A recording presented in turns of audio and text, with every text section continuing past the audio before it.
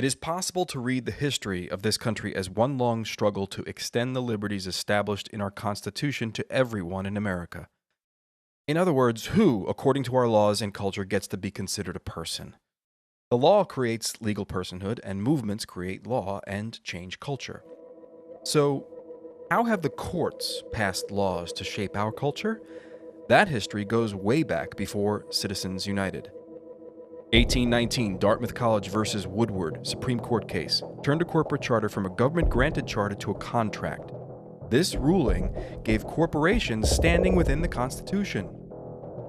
1886, Santa Clara County versus Southern Pacific Railroad. Though the court did not rule on corporate personhood, the decision was subsequently cited as a precedent to hold that a private corporation is entitled to the same 14th Amendment rights of due process and equal protection as human beings. This makes it impossible for us to make laws that treat local businesses any differently than giant multinational corporations, even if their business practices are deemed to be harmful to workers, the environment and communities, or if they have a history of violating the law. Hale versus Henkel, 1906. The court granted corporations the Fourth Amendment search and seizure protection. Dodge versus Ford Motor Company, 1919. The Michigan Supreme Court says the business corporation is organized and carried on primarily for the profit of the stockholders. Stockholder primacy is established. The purpose of the corporation, according to the court, is no longer to serve the public good, as it had been. It is now to maximize profit for shareholders above all else.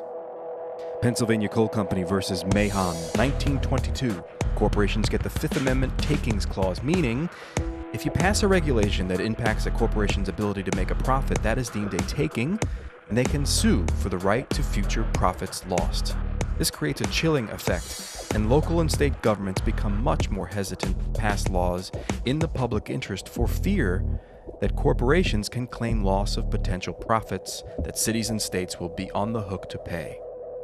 Buckley versus Vallejo, 1976. The Supreme Court rules that spending money to influence elections is protected under the First Amendment, in effect saying that money is speech.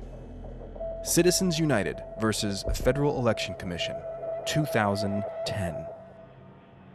Today, the Supreme Court of Chief Justice John Roberts declared that because of the alchemy of its 19th century predecessors in deciding that corporations had all the rights of people, any restrictions on how these corporate beings spend their money on political advertising are unconstitutional. The court's ruling threatens to undermine the integrity of elected institutions across the nation. It's a rejection of the common sense of the American people.